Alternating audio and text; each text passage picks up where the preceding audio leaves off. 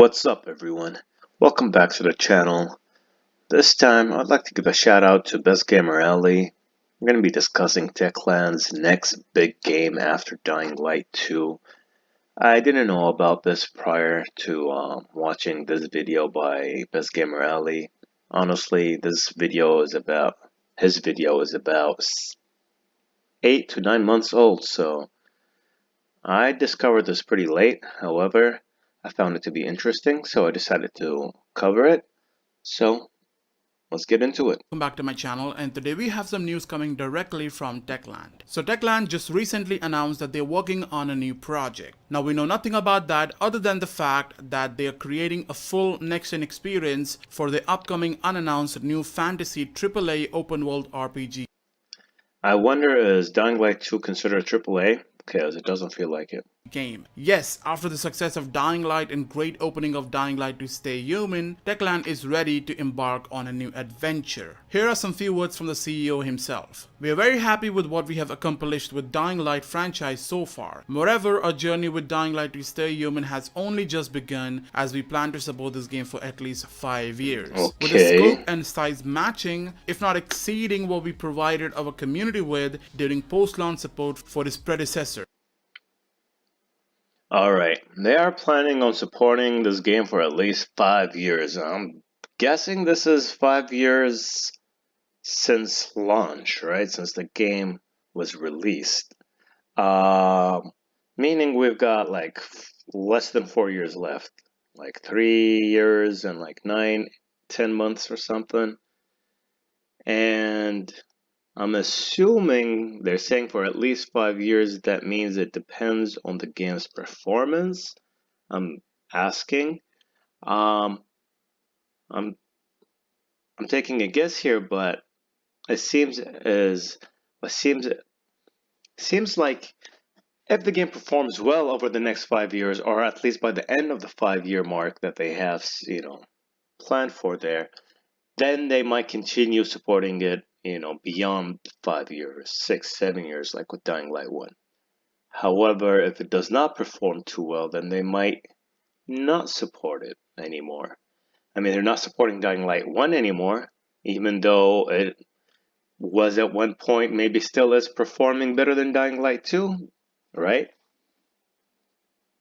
So as much as the news for this new RPG is exciting, I really find it also to be concerning, because, like, what about Dying Light 2? What if this new RPG becomes really, famous and popular and everybody likes it and everybody plays it, which is a good thing. I hope it does, but, like, does that mean it will, replace Dying Light 2? I am not sure, but I hope that, I mean, this makes me wonder why Dying Light 2 is not doing as good as Dying Light 1. Is it possibly due to the fact that they are not fully focused on Dying Light 2? I mean, if this is 9 months old, they probably were working on this at the same time as they were working on Dying Light 2. Or shortly after, possibly, after they started working on Dying Light 2, they started working on this one. Because this could be a much bigger game, so they might need a lot more time to work on it than they did with Dying Light 2. I'm not quite sure, but time will tell. Anyways, let's get back into it. At the same time, our ambition is to introduce a brand new IP that is vastly different from what we have been doing for the past several years. We want to create a fully next-gen experience, a new fantasy epic set in a sprawling open world fueled by the skills and experience we have gained as a team over the years. It is also infused with new ideas, passion, and creativity. While we cannot share more details about this project, we all are truly invested in it and looking forward to showing it to the gamers when the time is right. I wish they would show that much passion, care, and, investment into Dying Light 2. Why don't they put that care into Dying Light 2? I'm not quite sure. I do not understand why they're doing this. I understand maybe, like, they just want to try new things and stuff like that. They are game developers. They don't want to stick to one game and all that. Makes sense, but again, I am worried about the future of Dying Light 2 when they're not fully committed to focusing on it. So guys, that was the message from the CEO himself. Now it's honestly very interesting to see something new other than a zombie game coming from Techland. Because last Yes, time I it heard Techland is is. making something different, well, it got cancelled. Oh, And that yes, I'm doesn't talking sound about good. Hellraid. Hellraid was revealed back in Never heard of 2013 it. and many people were looking forward to it, but it kept getting delayed until Techland decided to put the development on hold. No They did wonder. that I since the never game heard of it. failed to meet the company's expectations. Later we all know Techland added that Hellraid game mode in Dying Light as a DLC. Okay, so they tried making a game before and failed, and then they turned it into a DLC for Dying Light 2. That does not sound very promising. Now, I know they probably have, maybe a bigger team committed to this new RPG fantasy game that they're trying to develop, or they are developing. Um, However,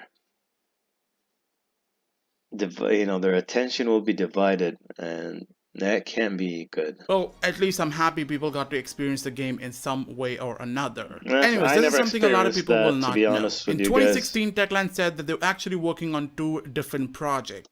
In 2016, they said they were working on two different projects. Okay, 2016, And guys. obviously, now we know that one of those projects was Dying Light 2. All right, 2016, they were working on two projects. One of them is Dying Light 2. So that took them about what, like, um, came out last year. So that was like about 6 years, let's say. Took them around 6 years. And they were working on two. So But the second game was this fantasy game that they there we just go. announced. All Now, right, so why is this this is the game a second big one. deal and why you should be looking forward to this one? Well, the If they started working on this one 2016 and we're already 7 years, oh boy. I feel like they dedicated most of their resources to this game, not Dying Light 2. first good reason is that there are some truly remarkable talent on the board. People who have worked with CD Projekt Red, Ubisoft, Microsoft, and other big That companies are sounds actually part really of this good. team that is working on this new fantasy game. Okay, why didn't they have this level of commitment to Dying Light 2? Why didn't they hire the best, you know, game devs that worked on a bunch of nice zombie games earlier on in their careers and all that? From, let's say, Resident Evil. I don't know what other good zombie games are out there, to be honest, but like, The Last of Us, um, World War Z, I think that was another one. I'm not sure if that was a good one or not. And, people like that to come and work on Dying Light 2 to give it that scary atmosphere that we're all looking for and to, like, increase the amount of infected enemies. I've discussed earlier in one of my other videos for Oni Zombies, this point here. And they just have failed to deliver when it comes to, you know, making Dying Light 2 a much better game than Dying Light 1. And now I know why they're not focused on Dying Light 2. Like, I'm happy that they're making another game, but I'm not happy if it means that Dying Light 2 is never gonna be better than Dying Light 1. Hopefully that is not the case, but I don't know. I'm concerned. Imagine people who worked on Cyberpunk, Witcher 3, Mad Max, Prince of Persia, Horizon Zero Dawn, Deathloop, and many other games are actually working on this new game altogether. Second reason is that this game is something different than our typical open world zombie game. See, from the looks of it, it looks like a game like Uncharted and Tomb Raider, and honestly, I like these kinds of games. I've never played Uncharted or Tomb Raider, so I really can't comment on them.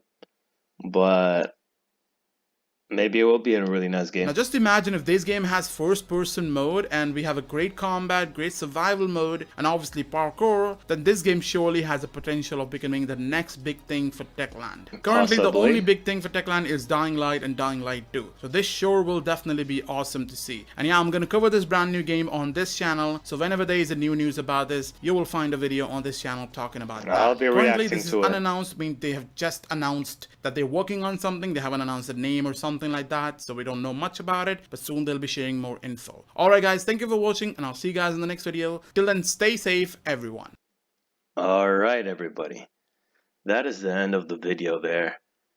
Um, Again, I am worried. There are a few points that he mentioned that made me, become skeptical. Just the fact that they are dedicating so many, or so much of their resources towards this new RPG game makes me think they believe that maybe the Dying Light franchise has already, reached its peak and it might not be reaching that peak again. I don't know how many, you know, players they had at one point for Dying Light 1, like active players and all that, and how many active players they have for Dying Light 2, like, what's the maximum they reached. And maybe they understand that Dying Light 2 might not be as big as it was when it was initially released. When they first released the base game, I think that was like, that was when people were most hyped and excited for the game, and they had, a lot of high expectations due to the fact that Dying Light 1 was really good in comparison to Dying Light 2. People had high expectations, and now that we know Dying Light 2 is nowhere near as good as 1, now, the combat still is, lackluster. The parkour is lacking physics, proper physics, instead of like, doing a wall walk on the air. When there's like, the wall right now, there's like no more wall and you're like still stuck in that animation. And there are a bunch of other things that are just not as good as Dying Light 1. It's not as scary to the point that they are going back to Dying Light 1, taking ideas from there and reintroducing them into Dying Light 2 in the form of roaming volatiles, not new. Freaks, not new. Another thing is, why didn't they? This is what I don't understand. Like, why don't they take the zombies, the new ones that they made for the Bloody Ties DLC, and scatter them all over the city, or at least have a very few of them around? Or make them come out during a chase level or something, Chase level 3, 4. Why are they bound to the Bloody Ties DLC? Are they trying to force players to buy the Bloody Ties DLC if they wish to experience, the new type of infected? I hope that is not the case, but I'm not really sure. We're not gonna know until we see what the future holds for the Dying Light 2. Anyways, guys, I'm gonna just have to be patient and see what happens. So until then, I'm gonna thank you all so much for watching. Like, comment, and subscribe if you'd like to see more content like this. And I'll catch you in the next reaction video, y'all. Take care, everyone. Have a great day and peace.